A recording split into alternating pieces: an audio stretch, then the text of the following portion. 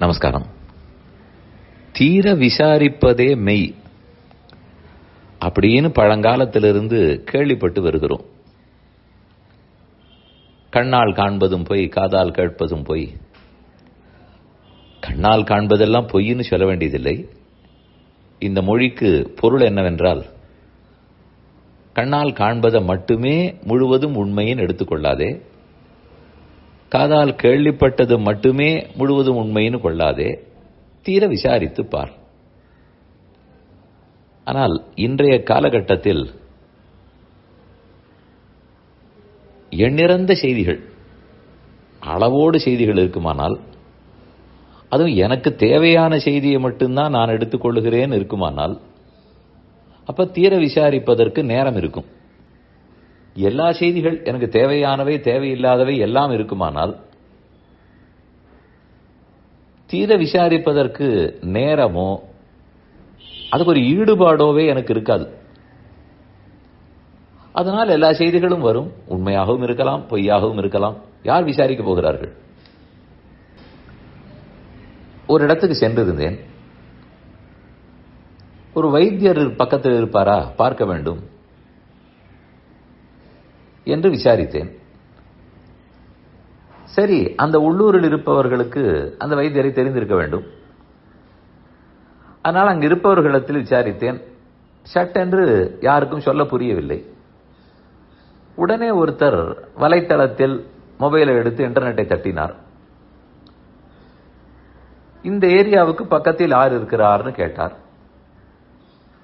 அது ஆஸ்பத்திரி இருந்தாலும், பெட்ரோல் பங்க் இருந்தாலும், சாப்பாட்டு கூடம் இருந்தாலும், வைத்தியர் இருந்தாலும் சொல்ல போகிறது. அதை போல அது காட்டிற்று. சரி, அவர் நம்பகமானவர் தானா, செல்லலாமா என்று கேட்டேன். அதற்கு கீழே நிறைய கமெண்ட்ஸ் போட்டிருந்தது, ரெவ்யூஸ் போட்டிருந்தார்கள். உடனே அவர் ரெவ்யூக்களை படித்தார்.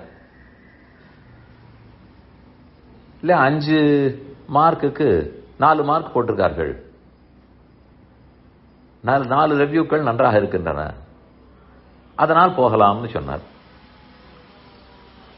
இதெல்லாம் யார் போடுவதுன்னு கேட்டேன். யாரோ போடுவார்கள். அந்த உணவு கூடத்துக்கோ அந்த வைத்தியரிடத்திலேயோ போனவர்கள் தங்கள் எக்ஸ்பீரியன்ஸை போடுவார்கள். இவர்கள்லாம் நிஜமா போனவர்கள் தானா? அதுக்கு ஏதாவது அத்தாட்சி உண்டான்னு கேட்டால் அதெல்லாம் எதுவும் கிடையாது. யாரோ போயிருப்பார்கள், இது யாருடைய ஐடியோ யாருக்கு தெரியும். ஆனால் பின்ன அதை நம்பி ரெவ்யூ நன்னாக இருக்கிறதுன்னு சொல்லுகிறீரே, எந்த பொருளை வாங்க போனாலும் இந்த ரெவ்யூ தான் பார்க்கிறார்கள். நாம போய்விட்டு வந்த பிற்பாடுதான் உண்மை தெரிய போகிறது. ரெவ்யூக்கள் எதற்கு பயன்படும்? சரி, மற்றதோடு ஒப்பிட்டு பார்க்கும்போது இந்த இடம் பரவாயில்லை, போகலாம், அளவுக்கு தான் பயன்பட போகிறது. ஒருவேளை இவருக்கு போய் அந்த எக்ஸ்பீரியன்ஸ் ஒழுங்காக இல்லைன்னு வைத்துக் கொள்வோம். எத்தனை பேர் திரும்பி வந்து ஆமாம்னு போட போகிறார்கள்? சரி, இனிமேல் அங்க போக வேண்டாம், அவ்வளவுதான் முடிவு எடுப்போம். ரொம்ப அரிதாகத்தான் நானும் போகவில்லைன்னு முடிவெடுத்தேன், நீங்களும் போக வேண்டாம்னு எத்தனை பேர் போடுவார்கள்? ரொம்ப குறைவு. நிஜமாகவே பாதிக்கப்பட்டிருந்தால் போடுவார்கள். அதனால் இந்த இடத்தில் கொஞ்சம் ஜாகிரதையாக இருக்க வேண்டும். முன்னாடி எல்லாம் என்சைக்ளோபீடியான்னு சொல்லுவோம். இப்ப எதை பார்க்க வேண்டும் என்றாலும் வேற ஏதோ ஒரு பீடியா, அதில் பாருன்னு சொல்றார்கள். அது யார் வேண்டுமானாலும் போய் மாற்றலாமாம். நீங்களும் போடுங்கள், நீங்களும் போடுங்கள். இன்னும் இந்த விஷயத்தை பத்தி எங்களிடத்தில் நிறைய எழுதுகள் இல்லை, நீங்கள் வேண்டுமானால் எழுதுங்கள். இதெல்லாம் யார் சரி பார்ப்பது, யார் உண்மை என்று சொல்லுவது? அதற்கெல்லாம் எந்த ஒரு நிறுவனமோ ஒரு அத்தாட்சியோ இல்லை.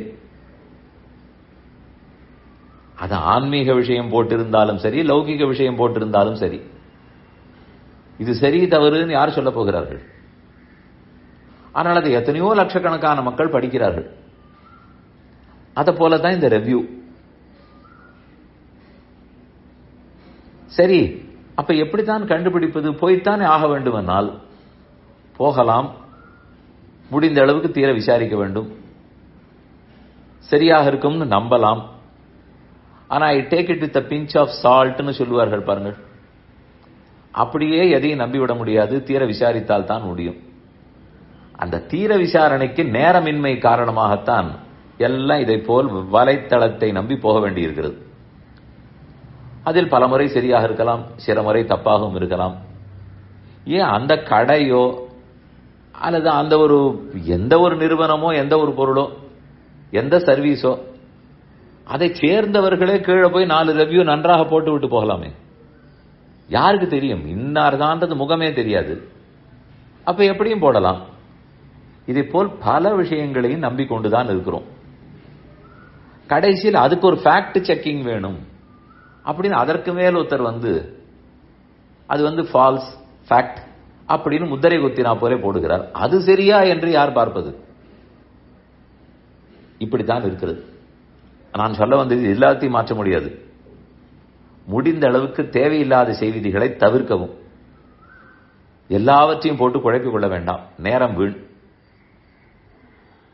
அதே போல நமக்கு ரொம்பவே தேவை, முக்கியமான முடிவெடுக்க போகிறோம் என்றால் இதை மட்டும் பார்க்காமல் அப்போது தீர விசாரிப்பதே மெய் என்ற சட்டத்தை அப்போது பயன்படுத்தித்தான் முடிவெடுக்க வேண்டும்.